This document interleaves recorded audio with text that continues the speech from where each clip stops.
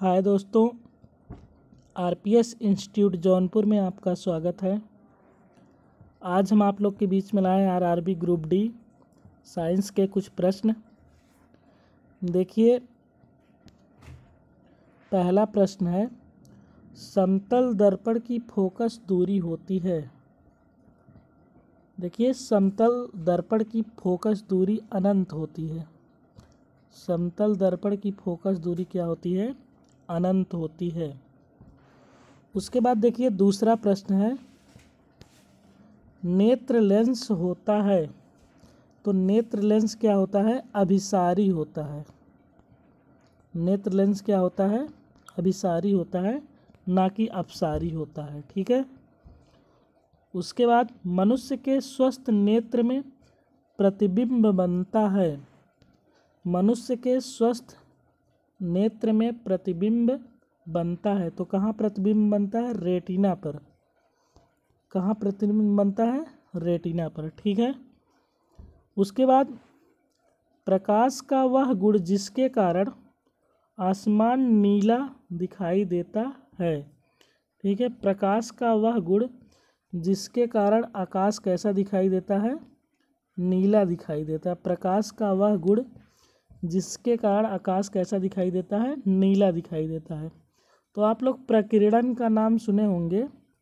ठीक है। प्रकीर्णन का नाम आप लोग सुने होंगे। तो प्रकीर्णन के कारण ही आकाश क्या दिखाई देता है?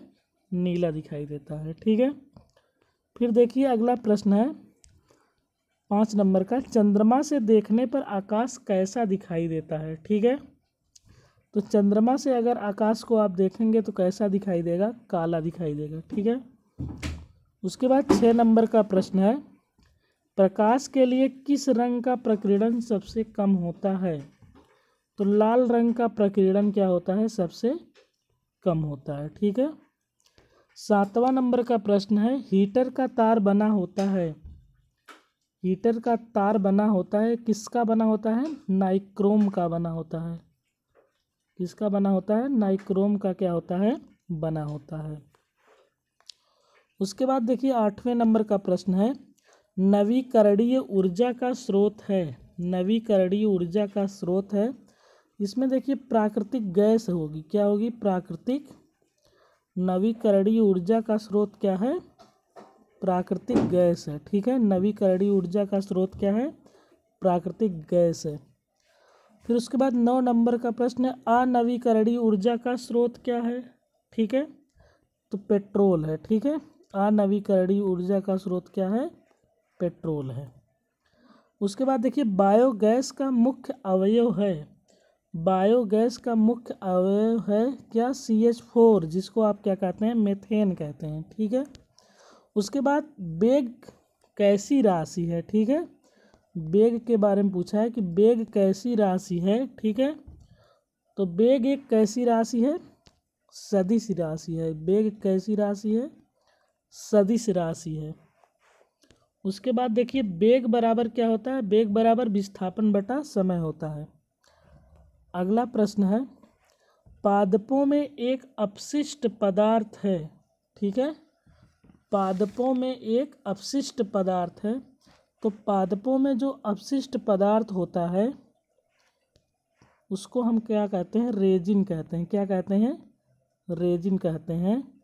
प्रश्न नंबर 12 का आंसर क्या होगा? रेजिन होगा। फिर देखिए, उसके बाद है, रक्त का पीएच मान होता है। तो रक्त का पीएच मान कितना होता है? 7.4 होता है। ठीक है। तो यदि 7.4 है तो रक्त कैसा होता होगा? क्षारीय होता होगा। कैसा होता होगा? क्षारीय होता होगा। ठीक है। रक्त पारदर्शी होता है कि अपारदर्शी? तो रक्त क्या है? अपारदर्शी है। ठीक है। रक्त क्या है? अपारदर्शी है। ठीक। स्वाद इसका कैसा होता होगा? रक्त का स्वाद कैसा होता होगा? नमकीन होता है इसका स्वाद। ठीक है। और जल में कुछ यह क्या होता है? भारी होता है। ठीक। उसके बाद WBC का सामान्य से अधिक होना क्या कहलाता है? यदि WBC की संख्या हमारे शरीर में सामान्य से अधिक हो जाती है तो उसको क्या कहते हैं? ल्यूकेमिया कहते हैं। क्या कहते हैं? उसको ल्यूकेमिया कहते हैं, यदि WBC की संख्या सामान्य से अधिक हो जाती है। ठीक है। उसके बाद देखिए अगला प्रश्न है, लास्ट प्रश्न है, सफ़ेद सोना कहा जाता है। तो सफ़ेद सोना किसको कहते हैं? प्लेटिनम को क्या कहते हैं? प्लेटिनम को क्या कहते हैं? सफ़ेद सोना कहते हैं। ठीक है।